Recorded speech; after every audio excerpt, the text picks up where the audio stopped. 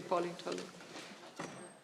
Taoiseach, the rate at which people in my constituency are receiving eviction notices is beyond anything I've ever seen before.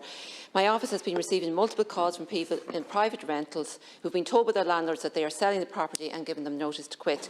Now, some of these people are families with children in both primary and secondary schools. Some are young couples with a baby on the way. Some have an illness or a disability, or they're carers or their lone parents. But what they all have in common is they have absolutely nowhere for them to go. Now, Cavan County Council doesn't have the housing stock nor the budget to bring the vacant properties up to standard, nor even if it had, the builders or tradesmen required to carry out the work to be able to meet this crisis head-on, and they can't keep up with the volume of desperate calls they're getting for help. I mean, on daft.ie there are only 10 properties for rent in Cavan, and at any given time over the past year it's been between 6 and 12.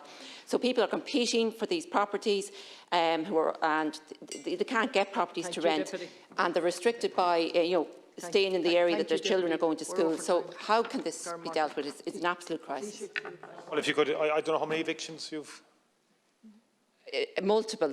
I talked to the housing officer yesterday, and she said she's dealing with those for November and December. She can't even think about those in the new year. If we could get an indication of the number of evictions that are being...